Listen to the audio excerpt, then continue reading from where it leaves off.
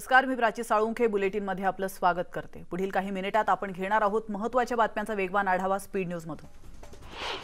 सुरुवात करतोय अतिशय महत्त्वाच्या बातमीने। सचिन वाझेला भिवंडीतील रुग्णालयात उपचारासाठी दाखल करण्यात आलेलं आहे। सचिन वाझे याची तब्येत बरी नसल्याने त्याला भिवंडीतील काल्हेर इथल्या एसएस हॉस्पिटलमध्ये उपचारासाठी दाखल करण्यात आलंय। तर हॉस्पिटलमध्ये मोठा पोलिसांचा बंदोबस्त देखील ठेवण्यात आलेला आहे। सचिन वाझेची काही दिवसांपूर्वी जे रुग्णालयात तपासणी केली असताना त्याच्यावर बायपास करण्याचं डॉक्टरांकडून सांगण्यात आलं होतं। मुंबईचे माजी पोलीस आयुक्त परमबीर सिंग यांनी अखेर त्यांना ठोठावण्यात आलेला 50,000 रुपयांचा दंड भरलेला आहे। सिंग यांनी चांदीवाल आयोगासमोर प्रतिज्ञापत्र सादर न केल्याने त्यांना हा दंड ठोठावण्यात आला होता। हा निधी त्यांना मुख्यमंत्री कोविड निधीत जमा करण्याचे आदेश देण्यात आलेले आहेत। त्यानुसार परमबीर सिंग यांनी हा निधी जमा केला। ठाण्यात ओवळा माजिवडा प्रभागाच्या अतिरिक्त आयुक्त कल्पिता पिंपळे या काल संध्याकाळी माजिवडा परिसरातील अनधिकृत फेरीवाल्यांवर कारवाई करण्यासाठी गेल्या होत्या आणि त्यावेळी तिथल्या फेरीवाल्यांना त्यांच्यावर हल्ला केलेला आहे। या हल्ल्यात त्यांची 2 बोटं आणि अंगरक्षकाचं 1 बोट तुटलंय। त्यानंतर त्यांना तातडीने वेदांत रुग्णालयात आणि त्यानंतर ज्युपिटर रुग्णालयात दाखल करून त्यांच्यावर उपचार करण्यात आले। ठाणे महानगरपालिकेने गेल्या काही दिवसांपासून शहरातील फेरीवाल्यांविरोधात धडक कारवाई सुरू केली आहे। त्या कारवाईला खीळ बसावी यासाठी उद्विग्नतेतून अशी घटना घडली असल्याची शक्यता आहे। मात्र हल्ल्याची माहिती मिळताच जखमी अधिकाऱ्याची नगरविकास मंत्री एकनाथ शिंदे यांनी रुग्णालयात जाऊन भेट घेतली आहे। अधिकाऱ्यांवर होणारे हल्ले खपवून घेतले जाणार नाहीत असा इशारा देखील त्यांनी दिला। ठाणे महानगरपालिकेच्या महिला अधिकाऱ्याची बोटं छाटणाऱ्या परप्रांतीय फेरीवाल्याविरोधात महाराष्ट्र नवनिर्माण सेनेचे अध्यक्ष राज ठाकरेंनी संतप्त प्रतिक्रिया दिली आहे। पोलिसांकडून ज्या दिवशी सुटेल त्या दिवशी आमच्याकडून मार खाईल याची मस्ती उतरवली पाहिजे अशा शब्दात राज ठाकरेंनी संताप व्यक्त केला। हे सरकार हिंदू विरोधी सरकार असल्याचा आरोप भाजपा आमदार राम कदम यांनी केला। उत्तर महाराष्ट्राला पावसाने जोरदार तडाखा दिलेला आहे। तितूर नदीला महापूर आलाय। प्रशासनाने एसडीआरएफची मदत मागितली आहे। चाळीसगाव शहराला पाण्याचा वेढा बसला असून बाजारपेठेत पाणी शिरलेलं आहे। अनेक दुकानं पाण्याखाली गेलेली आहेत आणि कन्नड घाटात दरड कोसळली असून धुळे औरंगाबाद सोलापूर महामार्ग बंद आहे आणि घाट दुरुस्तीच्या कामाला देखील आता सुरुवात झाल्याचं कळतं। जळगावात सध्या मुसळधार पावसामुळे अनेक ठिकाणी मोठ्या प्रमाणात पाणी साचलेलं आहे। नद्यांच्या पाणी पातळीतही मोठ्या प्रमाणात वाढ झाली आहे। इथल्या डोंगरी नदीलाही पूर आलाय। दरम्यान या ठिकाणी नदीच्या प्रवाहात ट्रकवर एक मुलगा अडकल्याचीही माहिती मिळाली। जळगावात मुसळधार पावसाची हजेरी आहे आणि बोरी धरणाची पाणी पातळी देखील वाढल्याचं कळतं। पालघर जिल्ह्यातील डहाणू शहरामध्ये गेले 24 तासांपासून मुसळधार पाऊस सुरू आहे। त्यामुळे डहाणू शहरातील सखल भागातील अनेक दुकानांमध्ये पाणी शिरलंय। मुसळधार पावसाने किनारपट्टी भागाला झोडपून काढलं। बीडमध्ये रात्रभर सुरू असलेल्या मुसळधार पावसाने गोदावरी नदीवर हिरडपुरी बंधारात तुडुंब भरल्याने बंधाऱ्याचे 2 दरवाजे उघडण्यात आले असून गोदावरीला पूर आलेला आहे। सध्या पावसाचा जोर कायम असल्याने गोदावरी नदी दुथडी भरून वाहू लागली आहे। त्यामुळे गोदावरी काठी असलेल्या राजापूरला पाण्याने वेढा घातला असून या गावाचा संपर्क तुटलाय। गावच्या 4ही बाजूला मोठ्या प्रमाणावर पाणी झालेलं आहे। तर राहेरी जवळील पुलावरून मोठ्या प्रमाणात पाणी वाहत असल्यानं तलवाड्याकडे येणारा रस्ता देखील बंद झाला असून या गावाचा देखील संपर्क तुटलाय। तर आपण पाहतोय गेल्या काही दिवसांपासून दडी मारलेल्या पावसाचं आगमन झालेलं आहे। त्यामुळे शेतकरी चांगलाच सुखावलाय। पावसामुळे आता भात पिकांना जीवनदान मिळणार आहे। तालुक्यात सर्वात जास्त पर्जन्यमान लोणावळा, भाजे, पवन मावळ आणि आंदरवळात बरसतो। त्यामुळे या ठिकाणी नैसर्गिक सुबत्ता मोठ्या प्रमाणावर आहे। बातमी आहे पालघर जिल्ह्यातून। पालघर जिल्ह्यात पावसाचा जोर वाढलेला आहे। जिल्ह्यातील पश्चिम किनारपट्टी भागात मुसळधार पाऊस पडतोय। बोर्डी, तलासरी, उंबरगा या ठिकाणी पावसाचा वेग वाढत चाललेला आहे आणि पावसामुळे बोर्डी उंबरगाव रस्ता देखील बंद करण्यात आला। उत्तर महाराष्ट्र आणि मराठवाड्यात पुढील 24 तासात पावसाचा जोर कायम राहील असा अंदाज हवामान विभागाचे शास्त्रज्ञ शुभांगी भुते यांनी वर्तवला। नागपूरच्या बुटीबोरी परिसरात राहणाऱ्या 4 वर्षीय आरोहीला डेंग्यूची लागण झाली आहे। 2 दिवस आधी आरोहीला डेंग्यू झाल्याचं निष्पन्न झाल्याने तिचे पालक चिंतेत आहेत। सध्या तिची प्रकृती धोक्याच्या बाहेर असली तरी आरोही या भागात राहते। त्या भागात सर्वत्र डेंग्यूचे रुग्ण असल्याचं तिच्या पालकांनी सांगितलेलं आहे। प्रशासन दारावर येतं मात्र तात्पुरती चौकशी करून निघून जात असल्याचा अनेक पालकांचा प्रशासनावर आरोप आहे। तर औरंगाबाद कन्नड घाटात दरड कोसळल्यामुळे धुळे औरंगाबाद सोलापूर महामार्ग बंद ठेवण्यात आला आहे। कन्नड घाटात 3 ठिकाणी दरड कोसळल्यामुळे महामार्गावर वाहनांच्या लांबच लांब रांगा लागल्या होत्या, तर महामार्गावर वाहने चिखलात अडकली होती, त्यामुळे चिखल बाजूला केल्याशिवाय वाहतूक सुरळीत होणं अशक्य आहे। अहमदनगर जिल्ह्यातील पाथर्डी आणि शेवगाव या 2 तालुक्यांच्या हद्दीवरील नांदणी नदीला पूर आल्याने पाथर्डी तालुक्यातील नदीकाठावरील गावांमध्ये पूरसदृश्य परिस्थिती निर्माण झाली आहे। अनेक घरं ही पाण्याखाली गेली आहेत, बचाव पथके नसल्याने अडचण निर्माण झाली। अहमदनगर जिल्ह्यातील नांदणी नदीला पूर आल्याने त्या ठिकाणी अडकलेल्या लोकांना सुरक्षित स्थळी हलवण्यासाठी स्थानिक पातळीवर प्रयत्न सुरू आहेत, परंतु प्रभावी सुविधा नसल्याने अडचण निर्माण झाली आहे। महापुरातून 50 नागरिकांची सुटका करण्यात आली असून 100 नागरिक अजूनही पुरात अडकले आहेत। नदीच्या प्रवाहाचा अंदाज न आल्याने शेतकऱ्यांना बैलगाडी पुढे नेल्याची घटना परभणी जिल्ह्यात घडली आहे। या घटनेत बैलजोडीला आपल्या प्राणाला मुकावं लागलेलं आहे। नदीचा प्रवाह अचानकपणे मोठ्या प्रमाणात वाढल्यामुळे शेतकऱ्यांनी बैलगाडीसह बाहेर पडण्याचा प्रयत्न केला, परंतु यामध्ये त्याला यश आलेलं नाहीये। 2 मुख्य जीवांचा मात्र या ठिकाणी जीव गेला। बीड जिल्ह्यात मध्यरात्री विजांच्या कडकडाटासह जोरदार पावसाने हजेरी लावल्याने जिल्ह्यातील प्रमुख नदी नाल्यांना पूर आल्याचे चित्र पाहायला मिळते। जळगाव जिल्ह्यातील चाळीसगाव तालुक्यात पावसाने थैमान घातलंय, तर तितूर नदीला पूर आल्याने चाळीसगाव नगर देवडा या मार्गावरील पूल वाहून गेल्याने अनेक गावांचा संपर्क तुटलाय। उत्तर महाराष्ट्राला पावसाचा जोरदार तडाखा बसला असून 2 जणांचा मृत्यू झाल्याची माहिती देखील समोर आली। जोरदार पावसामुळे जिल्ह्यातील प्रकल्पांमध्ये पुरेसा पाणीसाठा उपलब्ध होणार आहे, मात्र काढणीला आलेल्या सोयाबीन, मूग, उडीद आदी पिकांना याचा फटका बसणार आहे।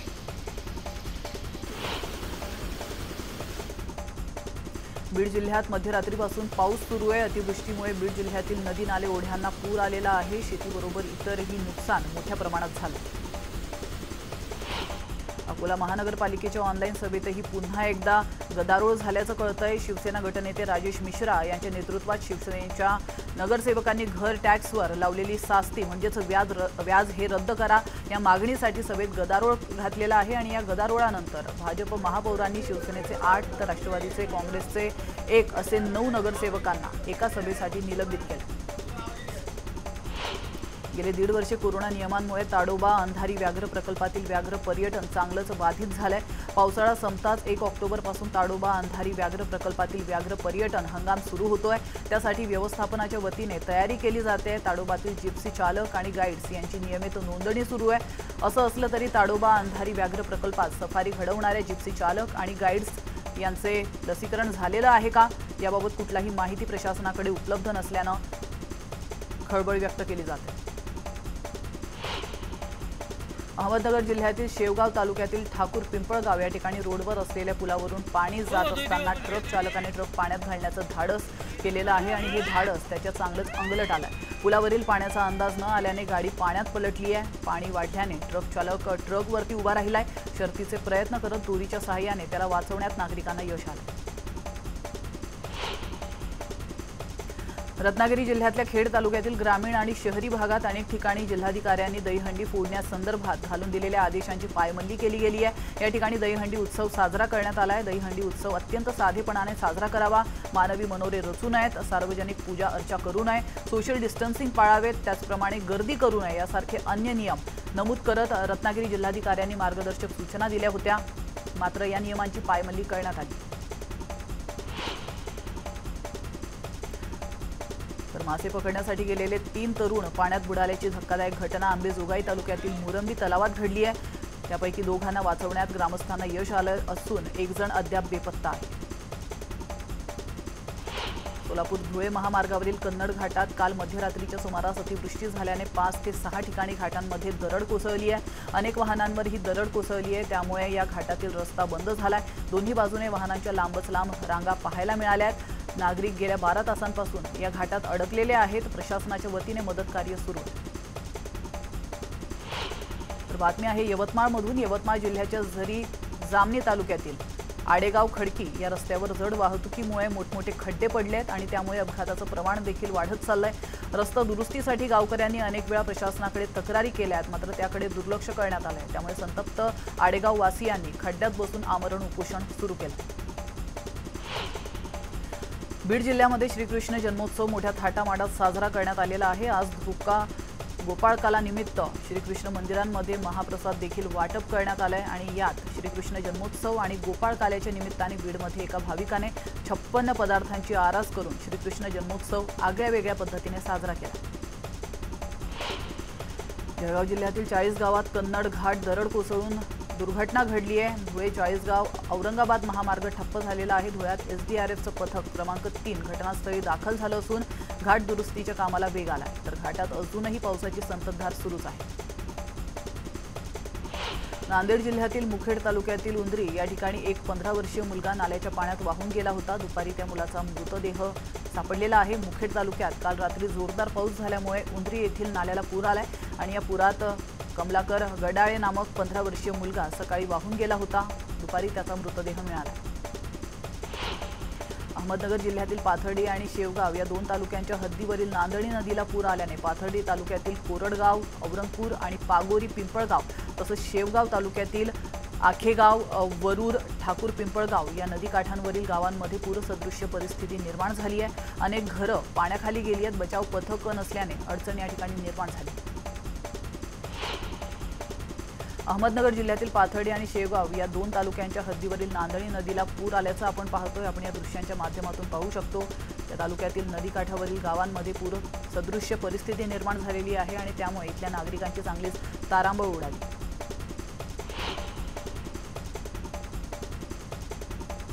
मुंबईत आज सकाळपासून जोरदार पाऊस पडतोय। मुंबईतल्या काही ठिकाणी सखल भागांमध्ये पाणी साचलंय। चेंबूरच्या पीएल लोखंडे मार्गावर मोठ्या प्रमाणात पाणी भरलं असून याचा त्रास वाहनधारकांना होतोय आणि या पाण्यातून वाट काढत वाहनधारक जात असल्याचे चित्र आपल्याला पाहायला मिळत आहे। हवामान खात्याने पुढील 24 तासांमध्ये कोकण, मुंबई, मध्य महाराष्ट्र या ठिकाणी जोरदार पावसाचा अंदाज वर्तवला। तर दुसरीकडे हवामान विभागाने राज्यातील अनेक जिल्ह्यांनाही तुफान पावसाचा इशारा दिलेला आहे। तर नदीकाठच्या गावांना हवामान विभागाने सतर्कतेचा इशारा दिलाय। राज्याला पावसाचा इशारा हवामान विभागाने दिलेला आहे। नवी मुंबईत मोठ्या विश्रांतीनंतर पावसाने जोरदार बॅटिंग केली आहे। पहाटेपासून नवी मुंबईत मुसळधार पावसाने हजेरी लावली आहे। बऱ्याच दिवसांच्या दांडीनंतर पुन्हा पावसाने जोरदार सुरुवात केली आहे। कामाला निघालेल्या चाकरमान्यांचे मात्र मोठे हाल होत आहेत। नवी मुंबईतील बेलापूर, नेरूळ, वाशी आणि ऐरोली भागात पावसाने हजेरी लावली। वसई विरारमध्ये सकाळपासून पावसाची जोरदार हजेरी पाहायला मिळते। तुळिंज रोड, गालानगर या ठिकाणी सखल भागात पाणी साचलं। तर बघूयात इतरही काही महत्त्वाच्या बातम्यांकडे। मी कुठेही फरार नाही, तिरुपतीला गेलो होतो, आज आपल्या समोर आहे, माझ्यावरील आरोप तथ्यहीन आहेत असं मनोहर मामा भोसले म्हणालेले आहेत। माझ्याकडून खंडणी वसूल करण्याचा प्रयत्न केला गेला असून करमाळा पोलीस स्टेशनमध्ये गुन्हा दाखल असल्याचंही ते म्हणालेत। माझी विनाकारण बदनामी सुरू आहे, बदनामी करणाऱ्यांविरुद्ध 100 कोटींचा अब्रू नुकसानीचा दावा दाखल करणार असल्याची माहिती त्यांनी दिली आहे। नागपूर महानगरपालिका आयुक्तांनी एक पत्रक काढून यापुढे कोविड पॉझिटिव्ह रुग्णांना संस्थात्मक विलगीकरण किंवा रुग्णालयात भरती करून घेणं बंधनकारक केलंय। मात्र पालिकेच्या या निर्णयाबद्दल तज्ज्ञांनी प्रश्न उपस्थित केलेले आहेत। पालिकेच्या या निर्णयामुळे अनेक नागरिक टेस्टिंग करायला टाळाटाळ करतील, पॉझिटिव्ह असताना टेस्टिंग न करता बाहेर फिरत राहतील, त्यामुळे तेच नागरिक कोविडची तिसरी लाट पसरवण्यास कारणीभूत ठरतील अशी भीती तज्ज्ञांनी व्यक्त केली। मुख्यमंत्री जनआशीर्वाद यात्रेवर काहीही बोलू शकतात। कोकणात जनआशीर्वाद यात्रेला प्रतिसाद मिळाला, त्यामुळे त्यांना याची दखल घ्यावी लागली आहे असा टोला चंद्रकांत पाटलांनी लगावला आहे। महाविकास आघाडी सरकारमधील लोकांना ईडीचा फायदा होणार असं वाटत असेल तर त्यांनी पेढे वाटावे। सुप्रिया सुळे यांना असं वाटत असेल की सत्तेचा गैरवापर याआधी इतका कधीच झाला नाही, तर त्यांनी त्यांच्या वडिलांना विचारा की इंदिरा गांधी यांनी सत्तेचा गैरवापर कसा केला असा टोला चंद्रकांत पाटलांनी लगावलाय। ते नागपुरात बोलत होते। चाळीसगावमध्ये झालेल्या ढगफुटी सदृश्य पावसानंतर चाळीसगावमधील मुख्य बाजारपेठ संपूर्णतः पाण्याखाली गेली आहे। अनेक दुकाने आणि घरे अद्यापही पाण्याखाली आहेत, तर बाजारपेठेतील व्यावसायिकांचं मोठ्या प्रमाणात नुकसान झालं।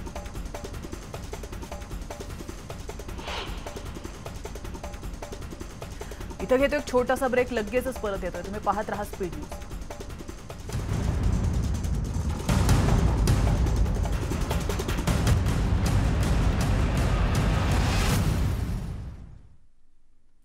ब्रेकनंतर आपलं स्वागत आहे आणि पुन्हा एकदा घेणार आहोत उर्वरित बातम्यांचा वेगवान आढावा। अफगाणिस्तानातून अमेरिकी सैन्य बाहेर पडल्यानंतर आता काबूल विमानतळ तुलनेनं शांत वाटतंय। गेल्या कित्येक दिवसांपासूनची इथली धावपळ कमी झाली आहे। अमेरिकेच्या लष्करी इतिहासातील हे सर्वात जास्त काळ चाललेलं युद्ध आहे। अमेरिकन सैन्य अफगाणिस्तानाबाहेर पडल्यानंतर काबूल विमानतळावर आता तालिबानचंच पूर्ण नियंत्रण आहे। इथं आता लष्करी वाहनं धावताना दिसतायत। पहाटेपूर्वी शस्त्रसज्ज तालिबानी इथं पोहोचले होते। तालिबान्यांनी ताबा घेतलेल्या काबूलच्या विमानतळावरील दृश्य प्रसिद्ध झालेली आहेत। आरटीएनं ही दृश्य प्रसारित केली आहे। अफगाणिस्तानातून अमेरिकन सैन्य बाहेर पडण्याचा आजचा शेवटचा दिवस आहे। आधीच निर्णय घेतल्याप्रमाणे अफगाणिस्तानातून अमेरिकेचा शेवटचा सैनिक बाहेर पडलाय। अमेरिकेच्या लष्करी इतिहासातील हे सगळ्यात जास्त काळ चाललेलं युद्ध आहे। इथून सैन्य बाहेर पडल्यानं त्या युद्धाचा शेवट झालाय। अनेक अपूर्ण आश्वासनं, अपयश आणि अनेक निष्पाप बळी असंच या युद्धाचं वर्णन करता येईल। गेल्या काही दिवसात झालेल्या हल्ल्यांमध्ये 180 अफगाणी नागरिक आणि 13 अमेरिकन कर्मचाऱ्यांचा मृत्यू झालाय। अमेरिकेचे अध्यक्ष जो बायडन यांनी 31 ऑगस्टला ही हेडलाईन दिली होती आणि त्यानुसार शेवटचा अमेरिकन सैनिक अफगाणिस्तानातून बाहेर पडलाय।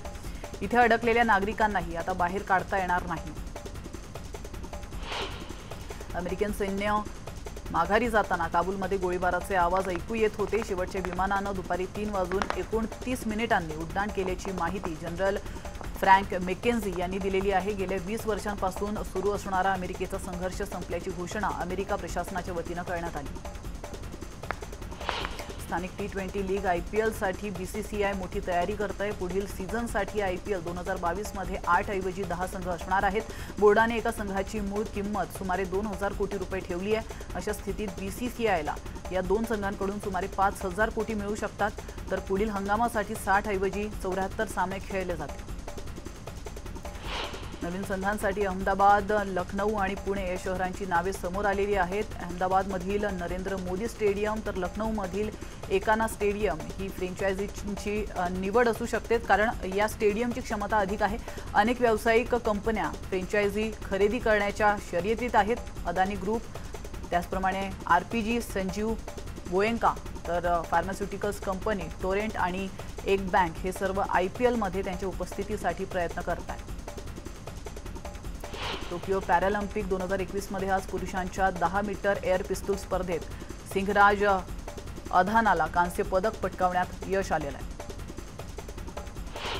तालिबानने अफगाणिस्तानावर ताबा मिळवल्यामुळे अफगाणिस्तानमधील परिस्थिती गंभीर झालेली आहे। या गंभीर परिस्थितीवर पाकिस्तानचा माजी क्रिकेटपटू शाहिद आफ्रिदीने एक वेगळंच वक्तव्य केलंय। यात आफ्रिदीने तालिबान्यांच्या बाजूने बोलताना म्हटलंय की तालिबानी यावेळी सकारात्मक पद्धतीने समोर आलेले आहेत, कारण त्यांनी महिलांना राजकारणात आणि नोकरीनिमित्त बाहेर पडण्याची परवानगीही दिलेली आहे। तसंच तालिबान यावेळी क्रिकेटला पूर्ण पाठिंबा देत आहे असं तो म्हणाला। तर डुक्की किंग अशी ओळख बनलेल्या प्रदीप नरवालने प्रो कबड्डी लीगच्या 8व्या हंगामाच्या लिलावात इतिहास रचलाय। तो PKLच्या इतिहासातील सर्वात महागडा खेळाडू ठरला। छोट्या पडद्यावर विशेष गाजलेली आणि अफाट लोकप्रियता मिळवलेली अक्षया हार्दिकची जोडी नेहमीच चर्चेत असते। नुकतेच या जोडीने काही खास फोटोशूट केलेला आहे। आपण या दृश्यांच्या माध्यमातून पाहू शकतो। त्यांचे रॉयल लुकमधील फोटो सोशल मीडियावर मोठ्या प्रमाणात व्हायरल होतात।